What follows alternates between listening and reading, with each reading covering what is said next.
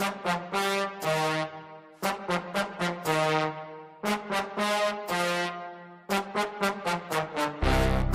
martial arts. Mixed martial arts. How do we like our martial arts in Winnipeg?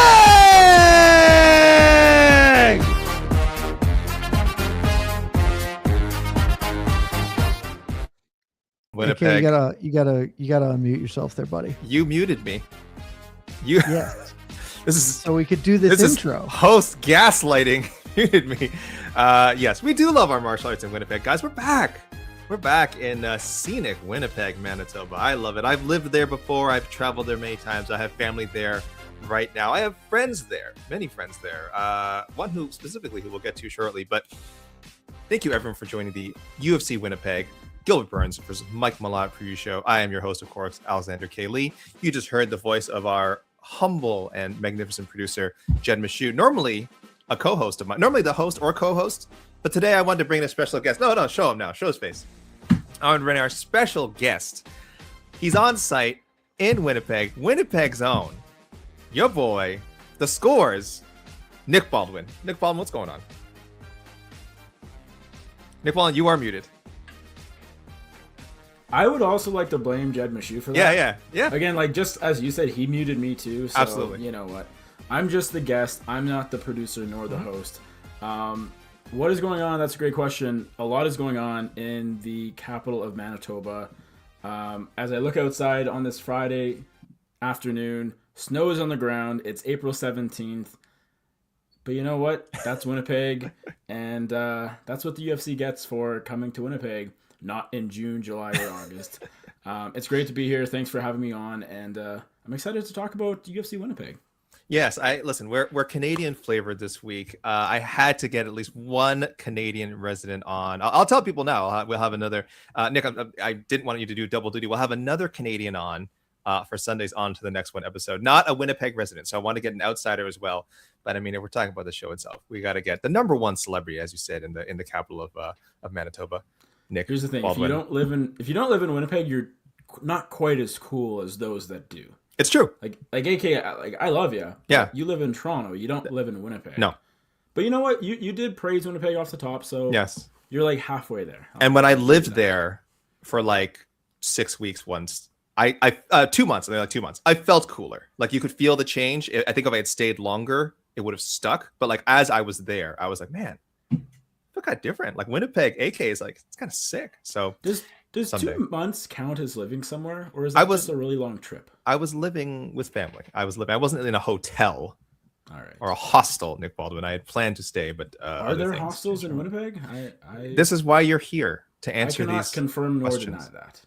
Okay, you're here to answer these questions. You're here to answer a lot of questions, Nick, and we could go all over the place talking about the mysteries of Winnipeg. But I think people want us to focus on this UFC Fight Night. I think.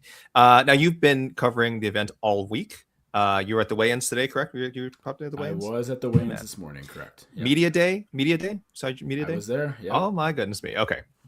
So Nick has been all over the place. So that's really, Nick, my first question is, what are the vibes in Winnipeg? How's the enthusiasm around? Really, since the event was announced, just give me a little history of sort of how, the city has been since they knew the UFC's been scheduled to come. Because I don't know if you've seen the online scuttlebutt. A lot of negativity. Yeah. Haters, one might say, saying that this card, we've had a bunch of good cards lately, and the people are saying like, oh, well, we had a bunch of good cards, and now here comes UFC Winnipeg. This one doesn't look so good. So just to ruin the party. As Winnipeg often does. Nick, what's the vibes, and why are people wrong about this card? Or are they wrong? That's the Nick, question. no, I brought you on to be a biased right. voice. I think vibes are actually pretty good. Here's the thing. The UFC hasn't been in Winnipeg since December of 2017, so it's been a long time. Winnipeg is not a city like Miami, like Las Vegas, like LA, like New York that is getting cards, or even like Salt Lake City that is getting events year on, year out, at least once a year, at least twice, or at least once every 2 years. We are lucky to have any UFC at all, and quite frankly, we're lucky to have any MMA at all. The Canadian MMA regional scene kind of across the country It's been getting better, I'd say, post COVID, but definitely throughout the pandemic and before, it was rough. Like there was just not a lot of opportunity for these up and coming fighters in the country, and that was the case here in Winnipeg and the surrounding area as well. So I think people here that like this sport and like combat sports, they are really into it, and they've been wanting a major MMA event for a long time. But I mean, when you look at this card, does it compare to Robbie Lawler versus Rafael dos Anjos from December of 2017? I mean, that card in Winnipeg 8 or 9 years ago, it had RDA, it had Lawler, it had Mike Perry, Santiago Ponzinibbio, Glover was on it. The co-main event was Josh Emmett, Ricardo Lamas. You had lots of great names. If you look at this card, you kind of got to dig a little deeper to find that sunshine, if you will. I do think this card has potential. I do think we can see some exciting fights on Saturday.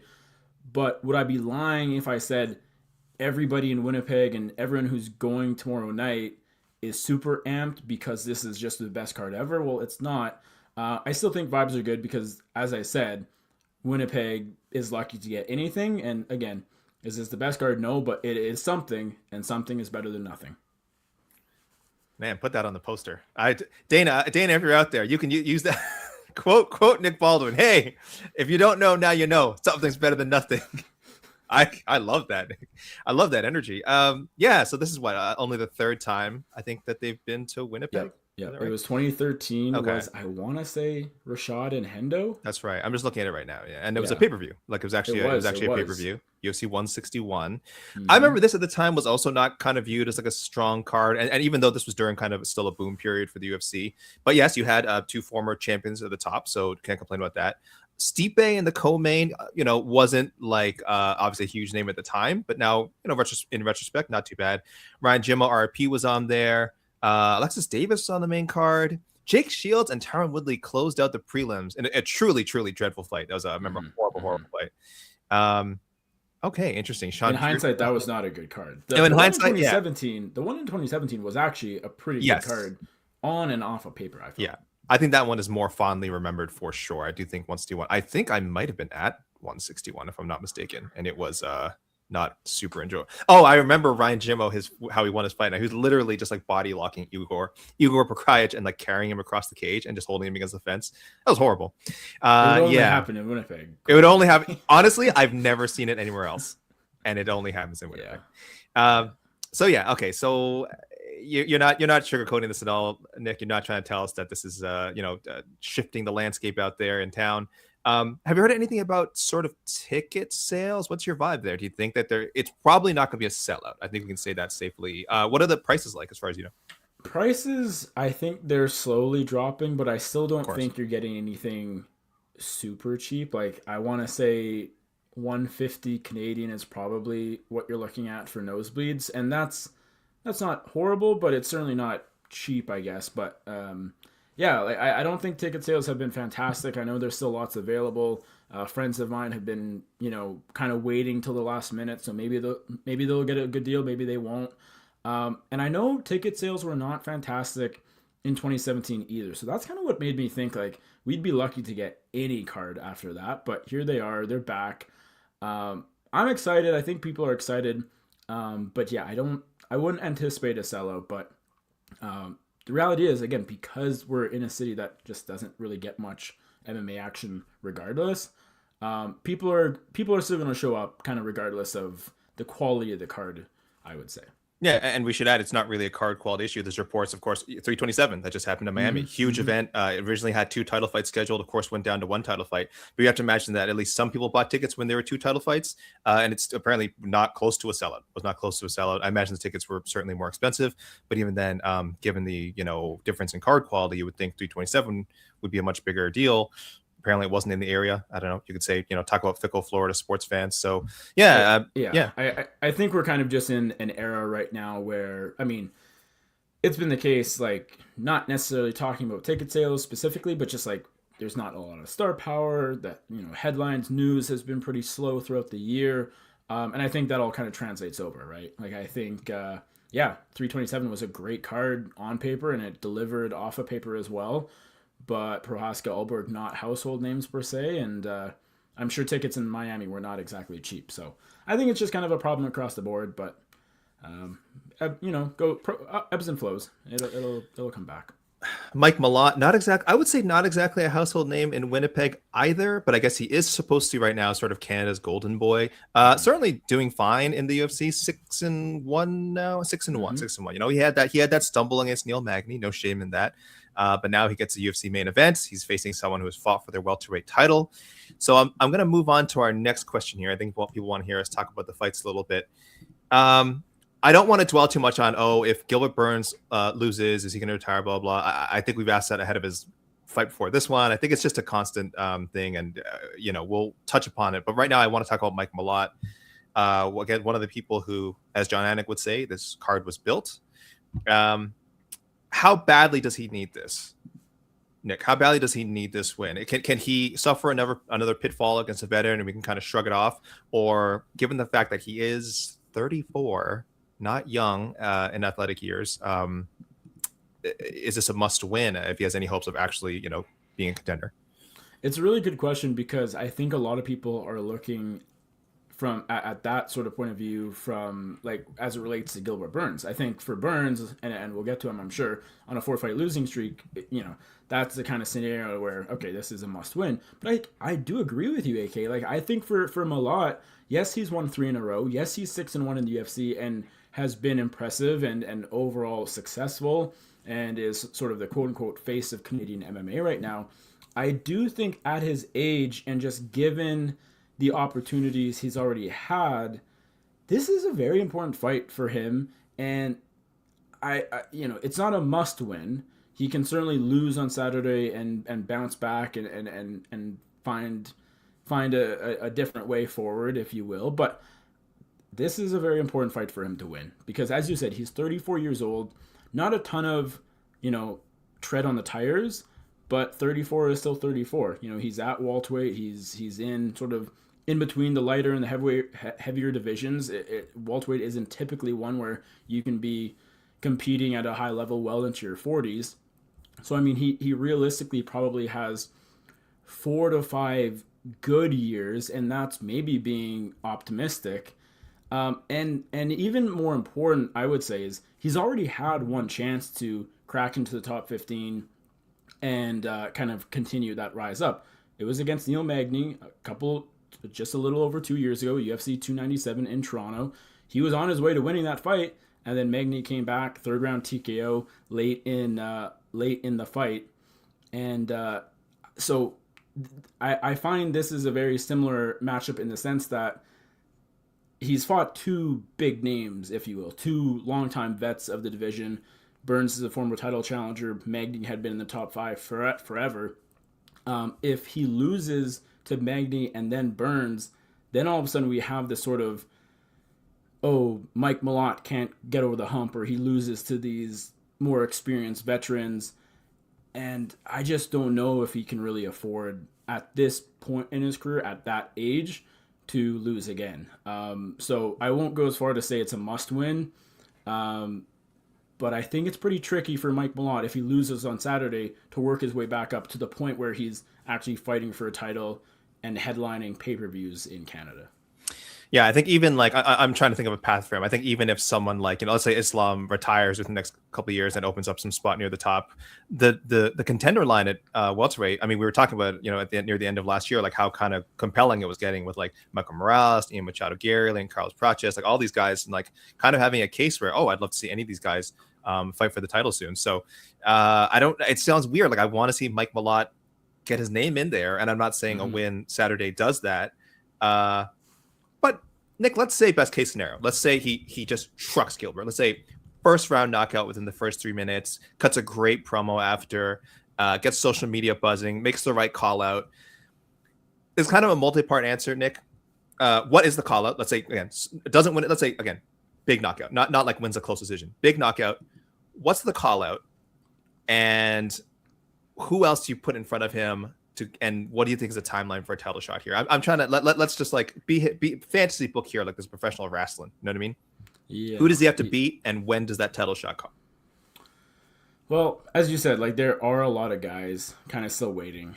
We don't know who Islam Makhachev is going to fight next, but it feels like it's going to be in Machado Gary. You have Michael Morales, as you said, in the conversation.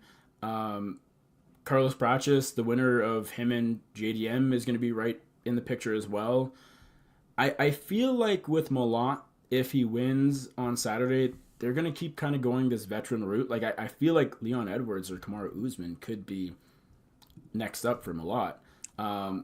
As far as like what is the most compelling matchup, I don't love the former champ / veteran against prospect matchups. They're fine sometimes, but like maybe a Joaquin Buckley would make more sense. Maybe a Sean Brady. And then obviously like Malott could fight someone like Bilal or could fight the winner of Prochas JDM. But I just have a feeling that, I don't know, like I feel like Malott versus Usman or Malott versus Edwards, like either in Canada or the UK, would be a pretty great headliner for a fight night card. And I don't know, just given the fact that they've given him Magny, they've given him Burns now, they kind of just seem to like, giving Malott these former champs or veterans. So I could see it being Usman or Edwards. And I think that's probably of interest to Malott too. Damn, an actual legitimate former champion. That would be impressive. So based on that, you would think after Burns, again, if everything goes well, after Burns, you're thinking at least two more fights? Or do you think if he fought like an Usman or an Edwards and smoked them, that it would put him in the short? Do you think that could earn him a title shot? He could get there with one more, but it could take two too. Okay. Right? Are you guessing I think two? at that point it probably comes down to timing. Like again, Islam's not the most active champion. We got to see Gary fight for the title before probably anybody. I think we would like to see Morales also fight for the title before everybody but Gary. So that could be a year for Islam right there. And so, I mean, timing never really works the way that we think about it so far in advance, but it feels like Malott should have to win at least two more after Burns, but in theory, there's probably a path where, let's say he smokes Burns and then smokes Edwards, maybe they give him a title shot, right? Like, especially if it's a Canadian pay-per-view coming up, something like that, if it makes sense. Would his argument for a title shot be stronger than, like, a Morales? Probably not, but it'll come down to timing. It'll come down to, like, do we have a Canadian card coming up? That's usually how all of these things kind of play out anyways. Yeah, I wonder, like you mentioned, the timing. I wonder if they decide, obviously, the next trip to Toronto, if Malott was in position, to be available for a title shot and it made sense rankings-wise, if they would consider it. So I'm just wondering, they usually come to Toronto, what, January, February? Right? I don't think they've had it later in the year. Late. Yeah, so I think that'd be way too soon. Like, I just don't think there's a world where Malott gets a title shot in 9 months, whatever. Yeah, 9 months, something like that. No. So then he might have to wait another year if that was their plan, or unless maybe they bring a pay-per-view to Winnipeg next time. Maybe this win not only puts Malott in the title picture, but gets Winnipeg. What's more likely, a Winnipeg Jets Stanley Cup or a Winnipeg UFC pay-per-view? I mean, okay, I'll say the Jets because I think the Jets are great, but I don't know. Come on, Winnipeg will pay the price, right? You gotta pay the bill. You gotta pay the bill for a numbered event, right? It's possible. Only time will tell. If they got a hot property like Malott at the top, I don't know. Okay, so Nick, we have to do fight predictions. Are you comfortable with that? Of course. Okay. We are unbiased here. I am curious. Who do you think is going to win? And give me the method. Give me the whole scenario here. I've been kind of going back and forth because I know Malott is good, but who's he beaten? He's beaten Kevin Holland, Charles Radke, Trevin Giles. The Holland win, especially in hindsight, like with Holland beating Randy Brown last weekend, that is a pretty good win. Mm-hmm. But Gilbert Burns is still Gilbert Burns. And I know he's 39, and I know he's clearly past his prime. I don't know if washed is the right word, but he's lost a step to some degree. I mean, you don't go from beating everybody except for Usman to then losing 4 in a row. But he's lost to Bilal. He's lost to JDM, Sean Brady, Michael Morales. I mean, those are 4 of the best welterweights in the world right now. Is Mike Malott on the same level as those 4? I don't think so. But at the same time, I still think Mike Malott's pretty freaking good. And I think stylistically it'll be very interesting because Malott, like to me, his biggest strength is on the ground, but Burns is one of the best jiu-jitsu practitioners in the UFC, especially the welterweight division. So to me, I think Malott's just youth. I think the speed and just sort of, yeah, just he's not past his prime like Gilbert Burns is. I think that's what kind of carries him to victory here. I think stylistically he probably has to keep this one on the feet. He did get that knockout over Radke in his second last fight, so he does have power. He does have some pretty solid striking, and I think that'll probably be the difference maker. So the pick is Malott. I think the odds makers are probably not really giving Burns the respect he deserves. Again, he's only lost the very best, and I don't quite hold Malott at that, caliber.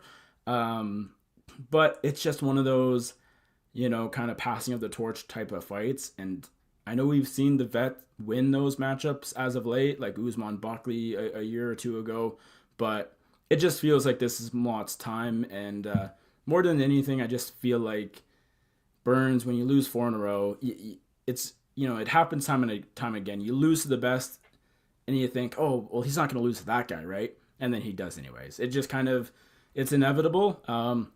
Burns has been around for a long time. He's done great. Fought for the title, obviously. Has a lot of great wins on his resume, but I just think this is Malott's time. Sorry, did you say way he's going to end it? I didn't. I think it'll be a knockout. I think probably like a TKO. I'll say head kick, maybe in the third round. Head kick to ground and pound. I don't think it's going to be like a flush KO, but I think he'll probably catch Burns and be able to put him away. I'll go Malott by decision, but in a fight where he hurts Burns a couple times, it just can't quite put him away. But I think there'll be some knockdowns in there. I think there'll be some big moments that'll get the Winnipeg crowd like roaring, like, "Oh my gosh, he's gonna finish him!" So I think we'll get close. I don't know. I like knockout. I think it's a strong pick. I'll just go decision, but I think getting a decision over even this version of Gilbert Burns is a meaningful win. But I think we're on the same page, Nick, as far as like he's kind of in his, I hate to say it, like Tony Ferguson phase. You know what I mean? Where like, yeah, I kept looking at, because people know, anyone who knows my rankings history, it took me so long to drop Tony Ferguson down the lightweight rankings because I just kept going like, well, yeah, he's losing to elite guys. He hasn't lost to anyone behind him. He hasn't lost to this guy. I'm still confident he could beat this guy. And I just hung on to Tony for so long to the point where like, you know what, at some point you have to accept that they're just not able to beat someone in the top 25 even. Right. And I don't know if Burns is there yet. I really don't. That's why I think this is perfect matchmaking is, well, we're going to find out. We have to find out. It's true. I don't think Burns is quite as bad as Tony was like a few years ago. I don't think he's stooped that low. Like I think if you throw Burns in there with like the number 30 ranked UFC welterweight, Burns wins. Like Burns, I still feel like, I mean, he's in great shape. I still feel like he can beat a lot of the guys in the welterweight division, but Malott is on the cusp. I mean, he's probably 17th right now, right?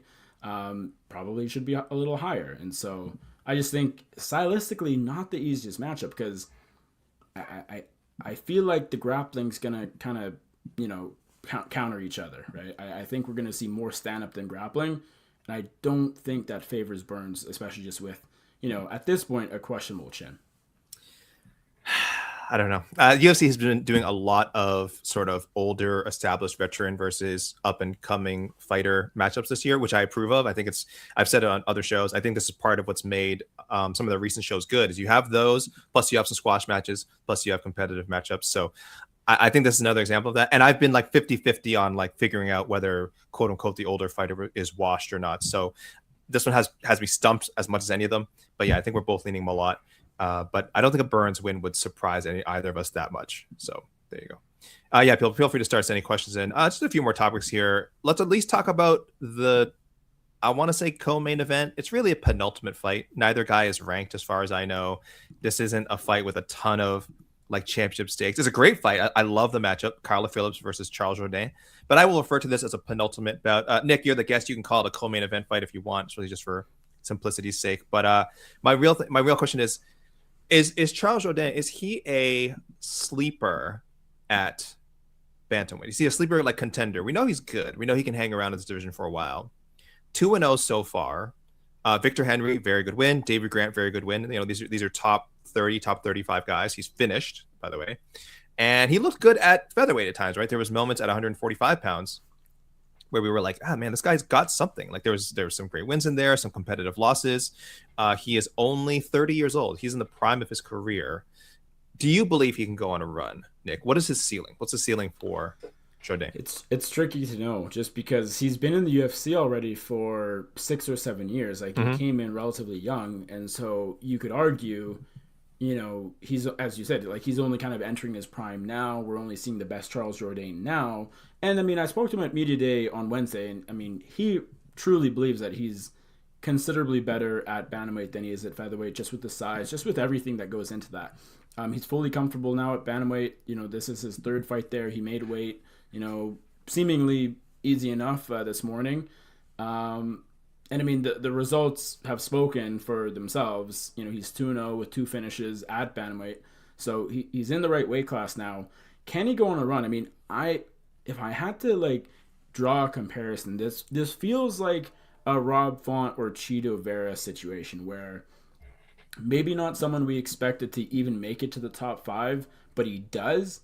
But he just can't quite get over that hump. He can't quite go from like being the 5th or 6th or 7th best bantamweight to being the champion or fighting for the belt. I know Chito did fight for the belt, but the point stands. Kind of like an Ayman Zahabi, to be honest. I like Ayman a lot. And honestly, he could beat O'Malley, but is he beating Petr Yan? Is he beating Rob? I'm not sure. So I think Jourdain, I mean, with this win and with 1 or 2 more, we could see him in the top 10. I mean, he could be someone we see in the rankings for the next few years. I just don't know that we see him at the top. I mean, I think at this point we know what Jourdain is. I mean, he's a great action fighter. He's pretty smart when he fights, but yeah, I don't know. I just think the ceiling is not low, but it's not the sky either, right? Top 10 in this division would be very respectable. Yeah, I mean, man, if he makes it that far, geez, I mean, I'll be really impressed. Yeah, I don't know. Bantamweight is just so deep. You're right. It's the matchups, but I do like that he already has 2 respectable wins, like I said, Grant and Henry. I think those are great wins. And Kyler Phillips now, a guy who I once thought would be like a top 5 bantamweight someday for various reasons, injuries, inactivity, losing some fights that he probably needed to win. He hasn't quite made it there. And people could say he's in the same boat as Jourdain. Maybe he's just about to, go on a run, but it's hard to say. I think that's why I like this matchup so much. I do feel like both guys have a ton to prove, and both guys feel like they have the talent to be top 10 135ers. And Phillips hasn't quite made it there yet. Jourdain remains to be seen. Like I said, he's just kind of still fresh to the division, and that's what makes it interesting. I actually like a lot of how they've done the matching on this card. I know people are poo-pooing it, but I think a lot of the matches just make sense. Like we already talked about the top 2, why they did those pairings. I think Maldonado making his debut against Jai Herbert is so fun. I think this is a perfect matchup for him.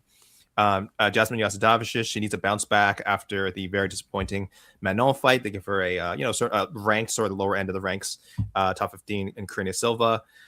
And then you can look at the prelims, which again, there's sort of a mixture of like fights that I would think are meant to showcase Canadian talent and other opportunities. So I think this is okay. Like I think the card is, I'm not selling this to people as like this is an amazing card, but I think the way they put it together for a card that is meant to appeal to that particular region makes a lot of sense.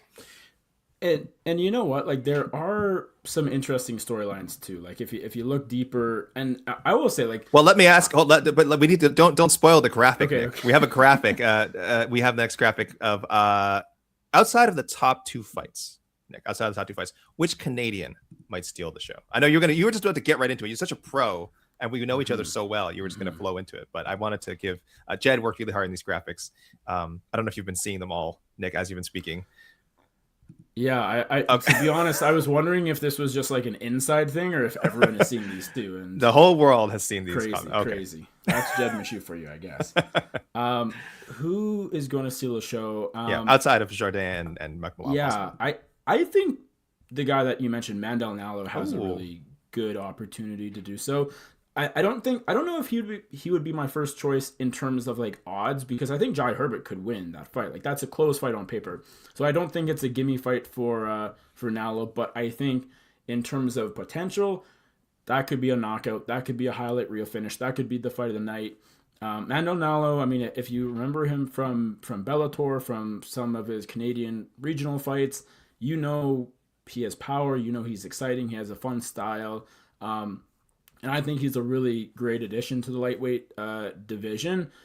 I don't know at 36, making his debut, how far he can take this, but I would like to see him try. And I think Mandel Nello on his best night can beat a lot of fighters. And then Jai Herbert on the other hand, I mean, he's coming back after a bit of a layoff. I think 11 or 12 months. So he definitely has something to prove. In terms of like who is just like a showcase fight, has a chance to dominate his fight and maybe put on a really good performance or a finish, I feel like Jamie Siraj. You know, Jamie Siraj has been waiting years and years for this moment. He is a fighter out of British Columbia. He was fighting in BFL, their local promotion. He had many fights over there. Ran into some very serious health issues right around the pandemic. Almost died. He will say he didn't know if he was going to make it out of it. So many different issues were going on over the course of 2 or 3 years. He finally returned to MMA, pro MMA in 2024. He's had a handful of fights since then, has won all but one, and riding a 2-fight winning streak, and finally got the call just a couple weeks ago for this fight. So I'm very excited for Jamie to have this opportunity, because if you know the name, if you're familiar, you will know he was on the cusp back in 2019, and then his life, obviously, and career was put on pause for a while.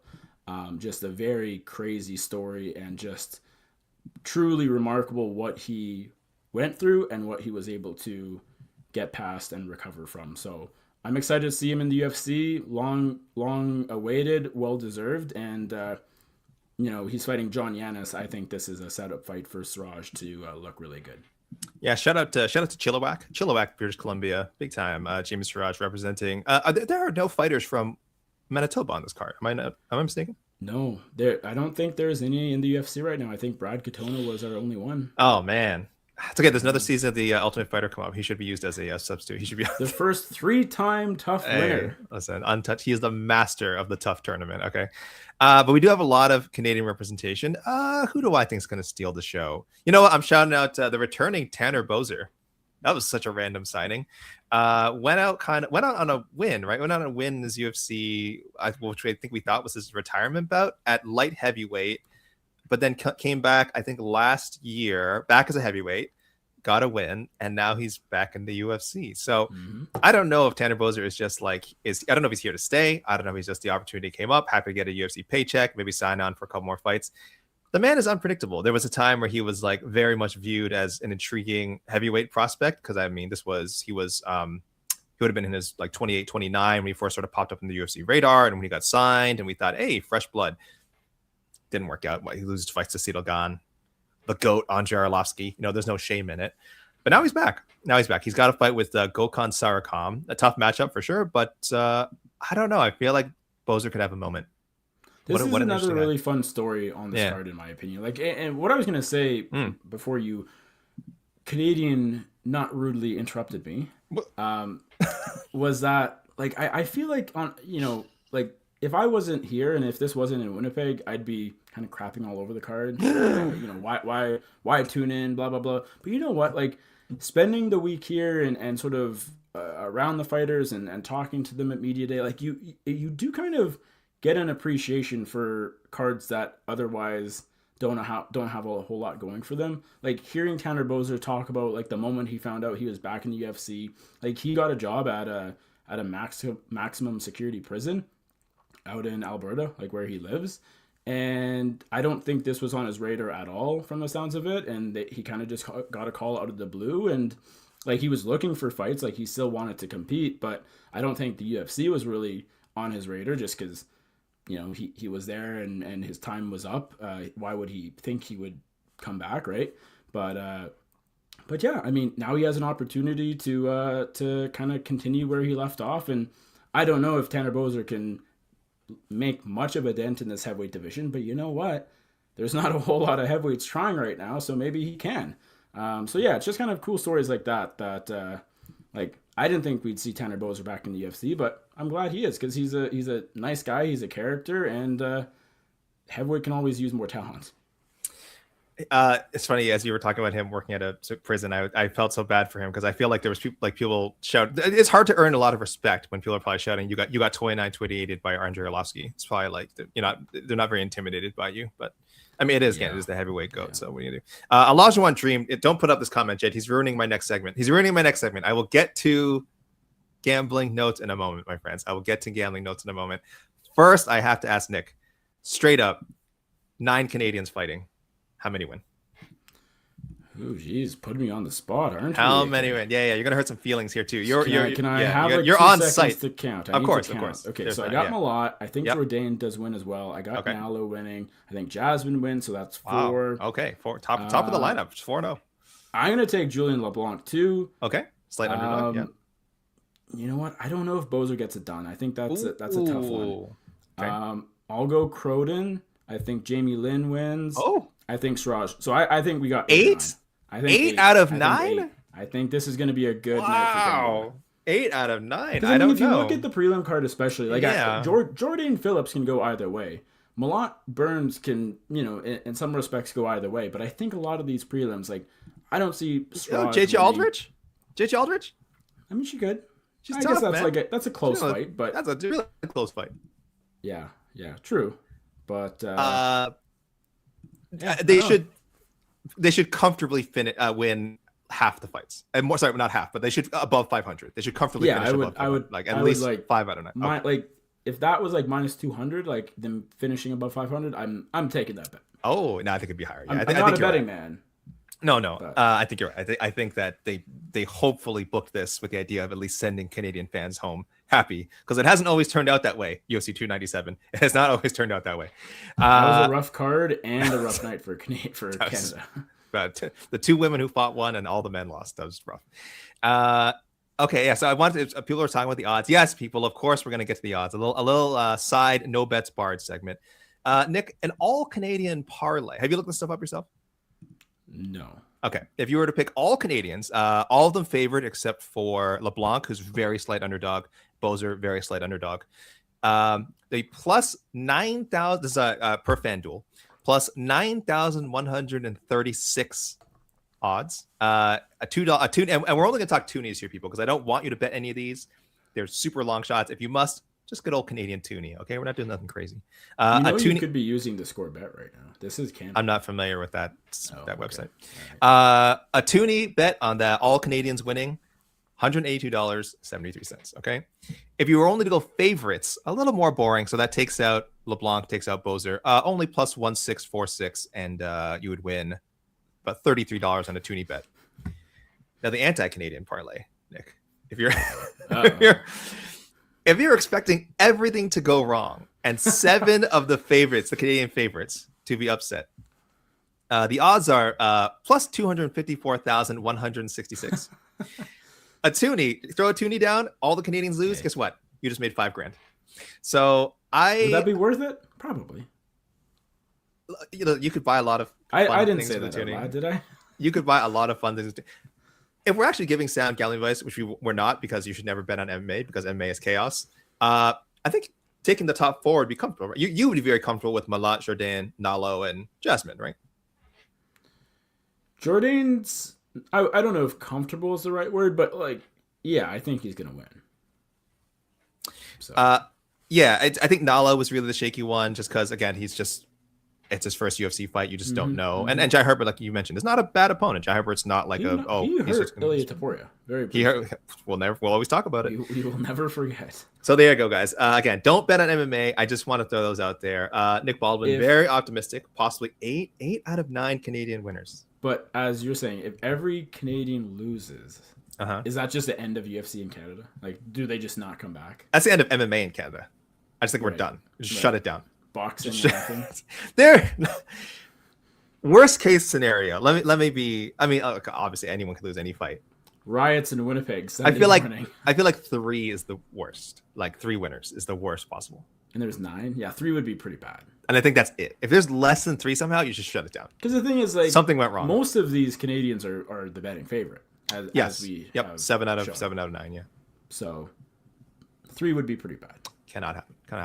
All right, guys, let's take some questions from the audience here.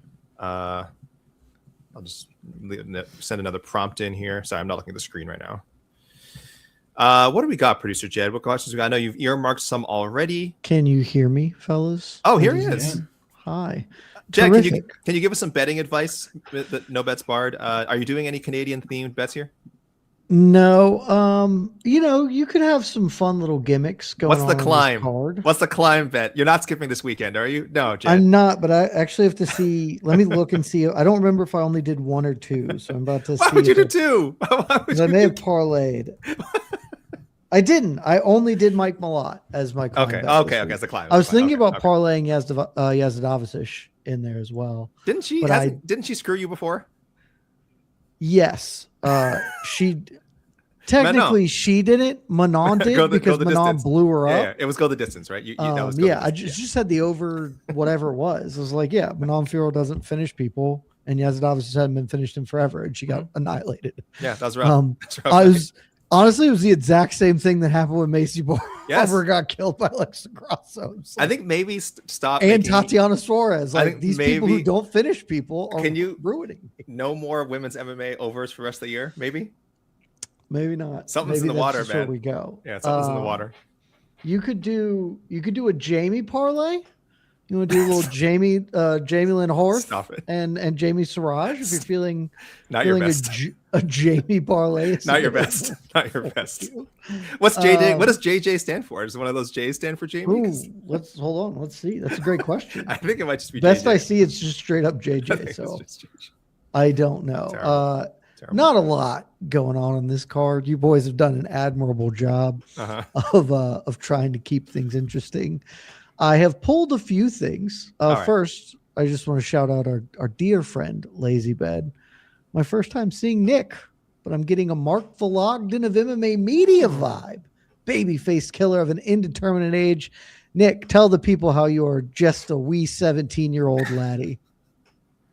Well, once I was, but I no longer am. I appreciate that Lazy Bed, though. Check out theScore. You'll find me over there all the time. This one from our buddy John Ray is truly the only good question we've been asked thus far. I don't see any other questions. There aren't that many, quite frankly. But this is a great one from earlier. John Ray, speaking about the great man Nando.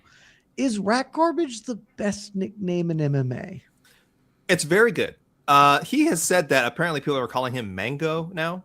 And some databases have him as Mango. That is apparently what they call him in his gym, as the actual name he has referenced. Yes. And so that has been shifted over per some things. But like Rat Garbage has been his nickname forever. Yeah. Tapology says Mango. I think UFC.com says Mango, which is just no. Really? No. That's weird. He's Rat Garbage. What are we doing? Yeah. UFC.com says Mango. It's more than a nickname. It's his whole identity. It's a lifestyle. You know? Yeah. Is it the best nickname? No, not as long as Anton Chikali lives. I don't know where Anton is right now. I'm literally tapologying him right now. But the Pleasure Man is the best nickname in all sports. What do you think, Nick? That's a pretty good one. I feel like I have a couple in my head that I don't quite remember what they were. So maybe they aren't the best, but there's a couple that Bruce Buffer have said that should never be repeated. But those are kind of my favorite, you know. Wait, which controversial? Sign me up.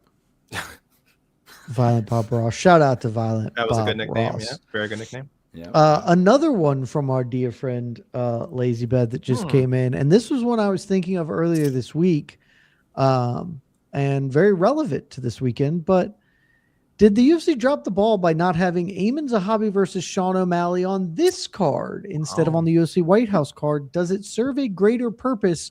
I absolutely flat out refuse to call this card that. It's the UFC White House. I don't know. I've seen the posters, Jed. So it's not doing it. Look, you can have it one of two ways. Dana White can tell me this isn't political, and then it's called UFC White House. We ain't calling it that and pretending that this isn't a political event. Nick, what do you think? Well, what changes if this is on UFC Winnipeg instead of the White House? If it's Ayman and Sean, I think, it changes definitely a little bit. I don't know if we'd be talking about UFC Winnipeg as the greatest fight night of all time, but that's the main event over Malott and Burns. Oh yes, right? yes, for sure. And so I mean, then you got like a solid main event. You got a really solid co-main event. You got some fun fights. Then you're kind of looking at, okay, this is a adequate fight night card that people should be excited about, even if the prelims are still what they are and maybe not the most exciting fights. Now we don't have that, and so Winnipeg is what it is. But should they have had that card on this card? Probably, because I don't know that you need Sugar and Eamon on the White House card. Like, what?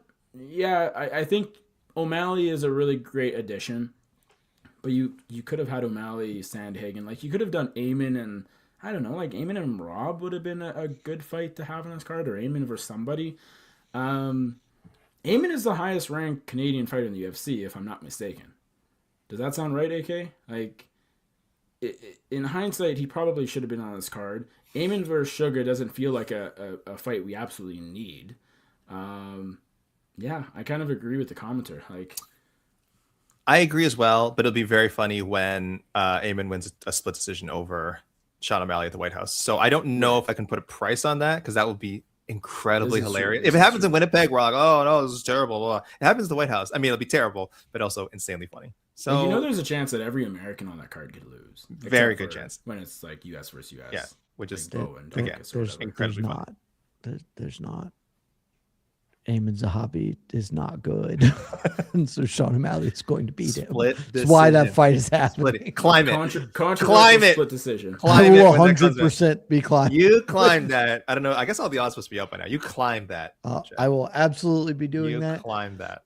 But I think Lazy nailed it. I've seen some other people mention that this week. I think Danny Segura talked about it a little bit this week, where it's just like, this card needs that kind of fight atop of it. I know, Nick, was hearing you talk about doing a really good job of highlighting the positives of this weekend, but I'm not Canadian, so I have no bearing towards that. What a shame. Frankly, the more things go on, the more I wish that were different. But it's just like, this card is not attractive to me as a non-Canadian.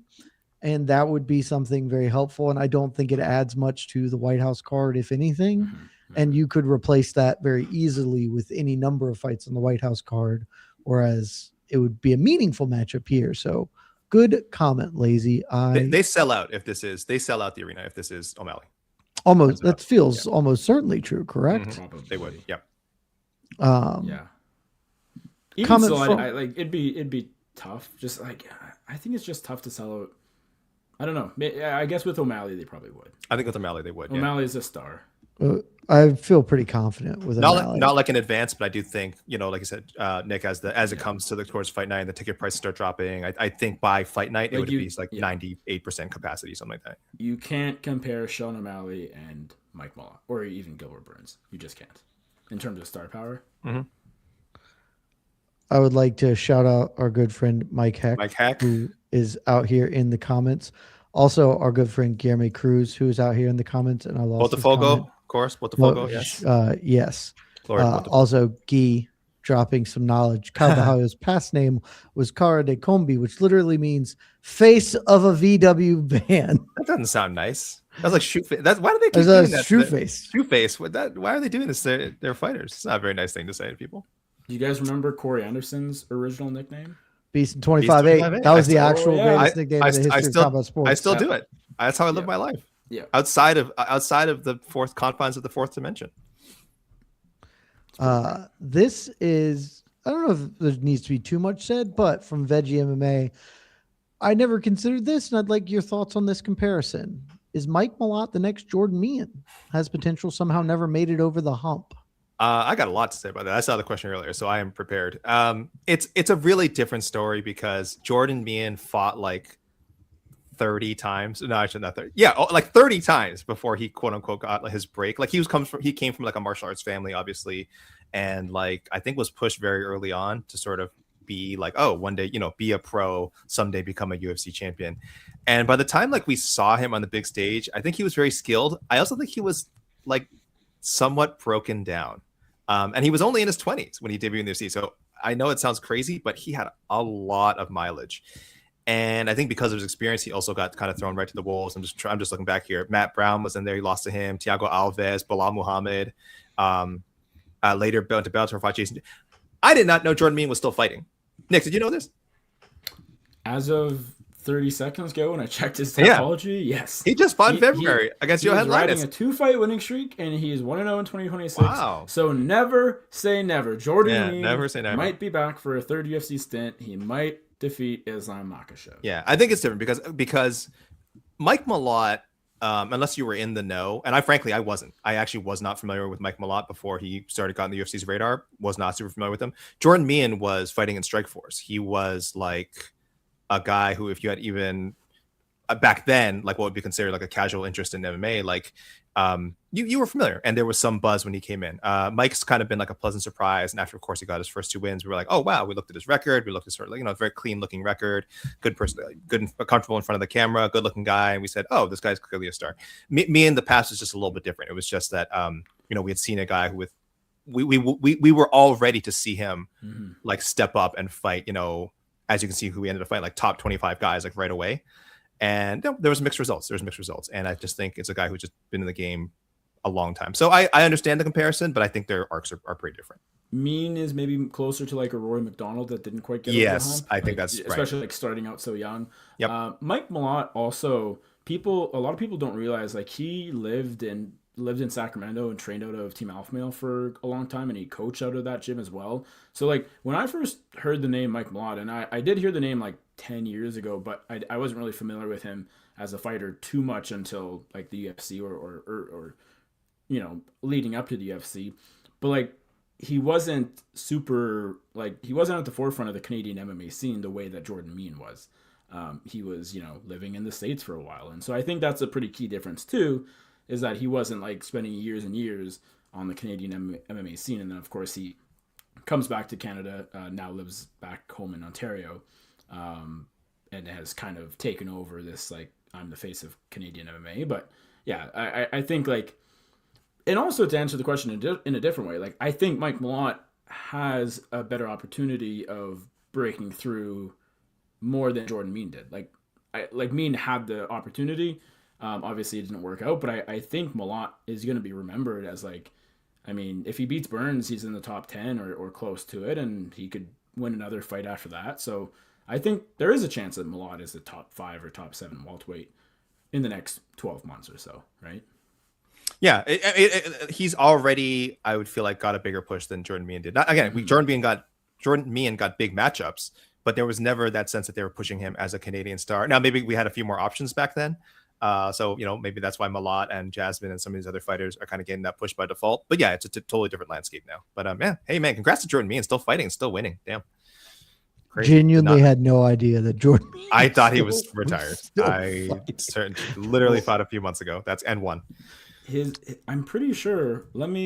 Before I speak nonsense, his father is still active. No, Lee. No, that's not Lee true. Meehan. There's no way. I refuse to believe this is Lee correct. Meehan had a fight in November of 2025. Stop it. Havoc FC 21, bare knuckle boxing in Red Deer, Alberta, Canada. Jed.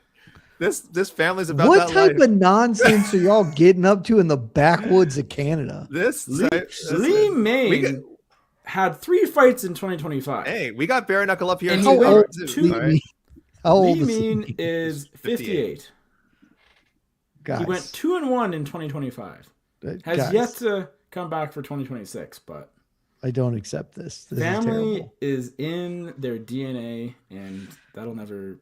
Family is in all of our DNA. That's how DNA works. I meant to say fighting. Of course. Question from our buddy AZ Ray Just Vids. a few more, Jed. Just a few more. What do you got? Just a few more. I mean, there's nothing about this card.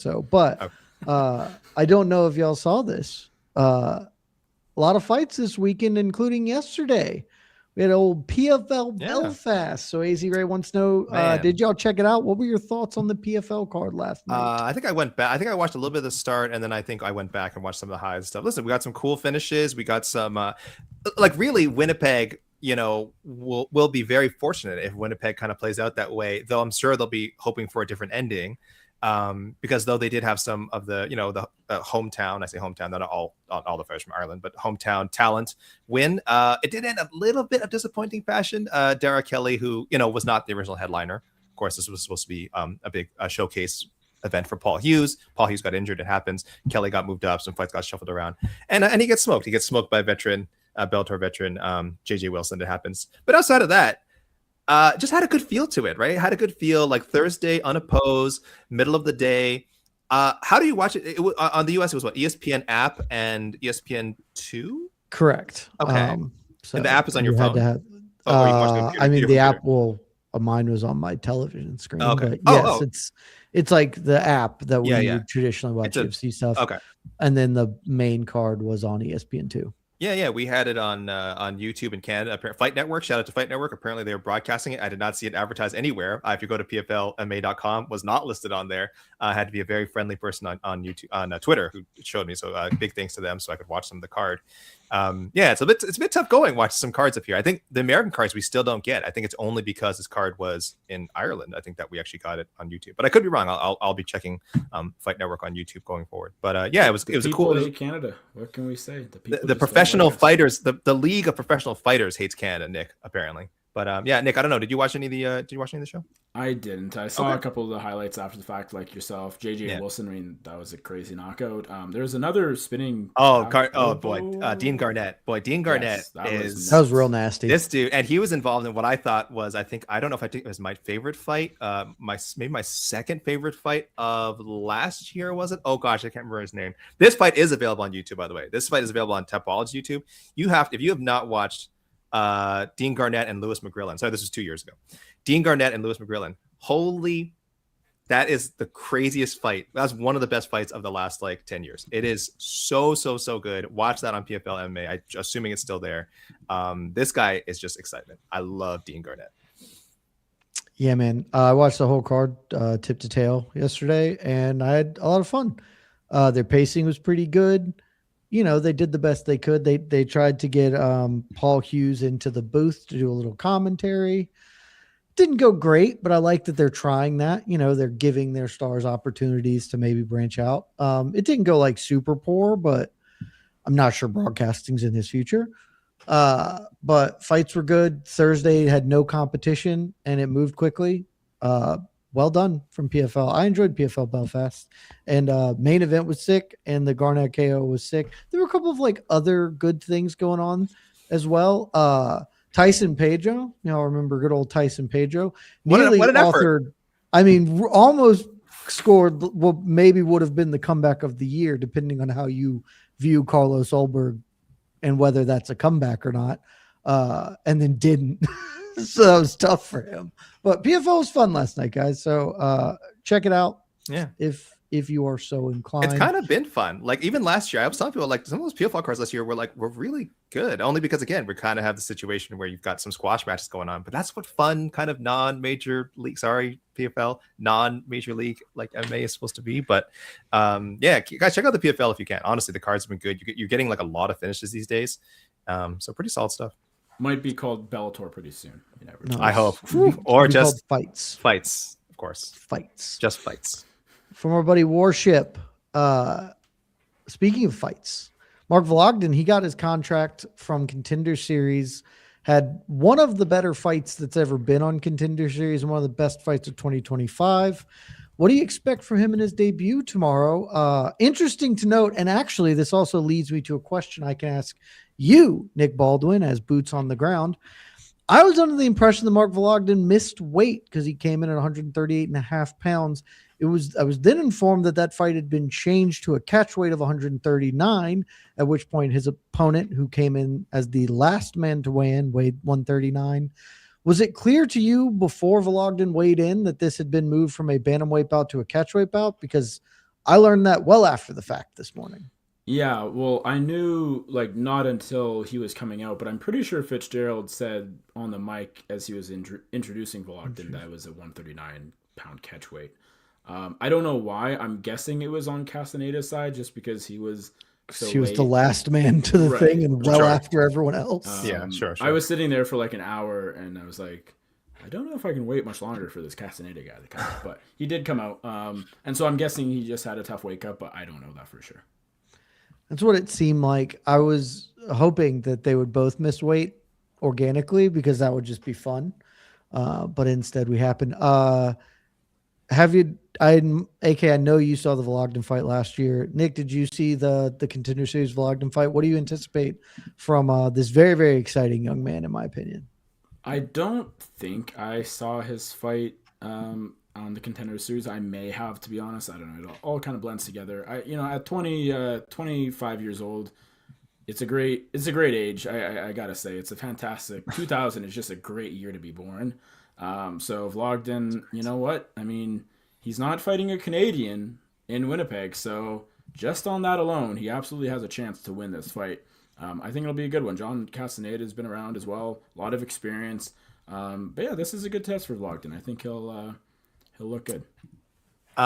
I see Beat Rocket saying Vologden's a massive bantamweight. He should move to 145. I don't know if that's sarcastic. It is. Okay. Any comment Meat Rocket ever says is not to be taken. Because he's a tiny man. He's a very, very small man. He is listed at UFC.com at 63 inches, so about 5'3". That's not. I would love to see that at featherweight. I think that'd be hilarious. I don't know if that's a good idea. And a few comments I just want to fire up here before we get out. One, John Ray. Check Mean's grandfather's tapology. We got to know what the Mean clan is doing. Probably still active. Is Grandpa Mean still fighting in the backwoods of Manitoba somewhere? I think he's fighting on Real American Freestyle Wrestling tomorrow. I'm pretty sure. Could be. We do have that. From Lazy Bed, my favorite Canadian city is Calgary. So yeah, you have to say the whole thing. Calgary, Alberta, Canada. Yes. If I could be serious for a minute. Oh, Jed, you don't even get this reference. Don't get this at all. Okay, this is a reference. I could tell that it was a reference that you would I don't think Nick gets it either. No, you might be right, guys. Okay, if I could be serious for a minute, yes. The Great Land Storm. You see, Calgary, Alberta, Canada, with the pause. And I think we're going to close on this one. All right. From our friend Orazio, because it feels the most topical. Is Winnipeg even a real place? Good question. I don't know. Allegedly, people live there, but can y'all confirm? Is Winnipeg real? We're about to reveal. He's actually Nick's actually in Toronto right now. He's actually in an underground bunker. Yeah. In the T under theScore offices downtown. Right, exactly. Yeah. I wasn't at weigh-ins this morning. I'm not going to the fights tomorrow. The thing is, like, Winnipeg might not have an airport, so does that make it a city? Or not? I don't know. Born and raised, but still might not exist. People, let me just say, Winnipeg is beautiful. Again, I've visited many times. I've lived there for a bit. It is so beautiful. It is very, very cold sometimes. And as Nick is saying, the weather can be, depending on the season, can be a bit unbearable. But overall, like, if you need a change of pace in your life, I would say, give the place a visit. Because I live in the Greater Toronto area. I love Toronto.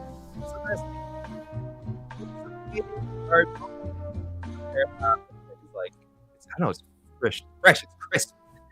I like Winnipeg. I'm a big Winnipeg guy. I hope people like Winnipeg more after Saturday's show. I don't know how many. I should have asked. Sorry, I put up a poll. Who's gonna win Saturday? Gilbert Burns, 62% in the YouTube. Oh my goodness, that is. Guess there's no Canadians. Holy, that is surprising. Okay, well. Yeah, so 60. Not a lot of belief in Mike Malott there. I guess not. Jeez Louise, 60% for Gilbert Burns. There you go. I should have asked how many people are planning to watch this live. That would probably have been a more interesting poll. I'm very curious, but I'm surprised by this answer too. So there you go. Nick, thank you so much for joining me and joining Jed. Jed, thank you for producing the show. I was very happy, like I said, to have one of Winnipeg's favorite sons on the show with us. Nick, very quickly, of course, you mentioned it earlier, but let's remind people where they can find your work and what you got coming up. The Twitter is at Nick Baldwin MMA. Give me a follow or don't. theScore is where I produce all my work. I'll have some written stuff coming up about UFC Winnipeg. I had stories about Gilbert Burns and Mike Malott over the past couple of days, and all the fight coverage tomorrow night. Check it out. Thanks so much. Thank you, Nick.